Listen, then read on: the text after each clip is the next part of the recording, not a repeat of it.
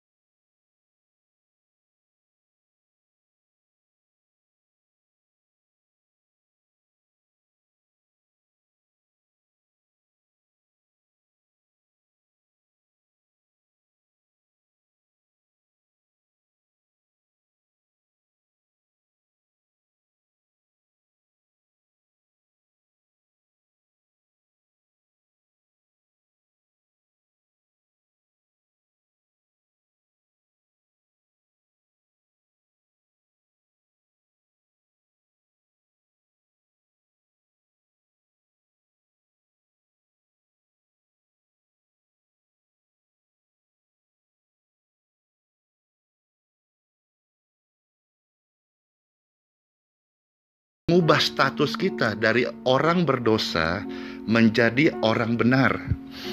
Apakah orang benar bisa sempurna? Manusia berkata tidak bisa, tapi Tuhan berkata kamu bisa sempurna. Apakah orang benar bisa melakukan kesalahan, atau bisakah orang benar jatuh dalam dosa? Saya katakan bisa. Tetapi kita harus ingat bahwa di dalam Tuhan Yesua HaMasyiah, status kita bukan orang berdosa, tetapi status kita adalah orang yang sudah dibenarkan. Berbeda saudara-saudara, kalau kita adalah orang yang berdosa, melakukan hal yang baik, tapi statusnya belum berubah. Nah, di dalam Tuhan Yesus, ketika menerima karya salibnya, darahnya mengampuni kita, di situ terjadi pertukaran. Maka kita statusnya yang tadinya orang dikutuk, orang gagal, orang berdosa, orang yang tidak punya harapan, orang yang ditakdirkan masuk neraka, orang yang mengalami kehidupan yang dalam kegelapan, kata Efesus. Tetapi sejak kita menerima Tuhan Yesus di dalam Kristus, status kita berubah menjadi orang benar. Orang benar bisa berdosa, tapi statusnya bukan orang berdosa. Nah, proyeksi kita bersama-sama adalah kita menjadi sempurna seperti Bapa. Dan waktu Bapa berfirman ini, saya percaya Bapa tidak bermaksud menguji, apalagi mendustai kita sebagai orang percaya pada kitab suci. Saudara-saudara sekalian, kualitas hidup sempurna seperti yang Bapa di surga berikan kepada kita, itu sebetulnya adalah untuk memberikan tanda di dunia bahwa kita adalah miliknya Tuhan. Kalau tadi Matius pasal 5 ayat 48, ini kita mundur Matius 5 45. Kita adalah anak-anak Tuhan. Oleh sebab itu, berkenaan dengan hal-hal ini, kita bisa menghubungkan dengan tulisan dalam Injil Yohanes. Tuhan sudah memberikan kuasanya supaya kita menjadi anak-anaknya. Yohanes pasal 1 ayat 12. Juga dicatat dalam 2 Petrus pasal 1 ayat 3-4. Tuhan memberikan kuasa agar kita mengambil bagian dalam kodrat ilahi. Tuhan memanggil kita sebagai anak-anaknya.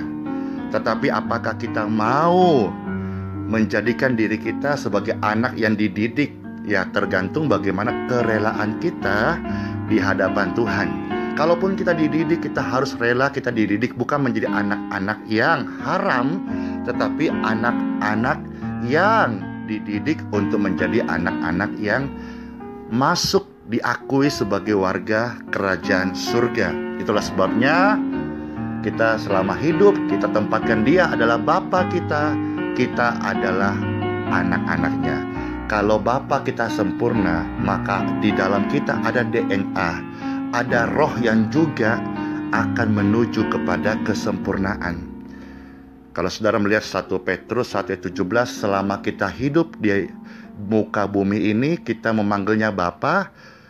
Kalau kita tahu Dia Bapa kita, maka kita harus takut kepada Tuhan, kepada Bapa kita. Dan kalau kita memiliki roh takut kepada Tuhan, takut di sini bukan takut dalam arti di depan Tuhan kita pura-pura baik, di belakang Tuhan kita munafik, atau hanya sekedar saja dilihat orang, tidak. Takut di sini adalah kita betul-betul menghormati Tuhan. Kalau kita sudah menghormati Tuhan, maka kita akan belajar ya menjaga hidup kita. Sekalipun mungkin hari ini tidak sempurna. Kan tidak mudah seorang pecandu seperti saya, seorang pecandu, bisa simsalabim menjadi orang yang seperti hatinya lembut kayak Musa. Itu berproses. Ya, Rasul Paulus pun juga setelah kebutaannya tidak langsung serta-merta memiliki hati yang lembut. Dia masih bergumul, dia masih bisa marah, dia masih bisa berkata bahwa ada duri dalam daging saya. Dia masih punya, dia sudah berjuang tapi masih ada hal-hal yang tersisa dari masa lalunya. Amarahnya, dia bekas orang yang keras, dia murid langsung dari Gamaliel, dia orang-orang yang terdidik secara logika. Jadi tidak langsung menjadi utuh, bulat hati di hadapan Tuhan. Semua lewat proses. Tetapi garis akhir kita orang percaya adalah menjadi sempurna. Makanya kalau saudara-saudara punya pergumulan, jangan cepat-cepat dikutukin, jangan cepat-cepat mengeluh, karena Tuhan bisa izinkan pergumulan-pergumulan, saya katakan sekolah kehidupan, untuk membentuk karakter kita, untuk menjadikan kita menjadi anak-anak yang bersikap sebagai anak kerajaan.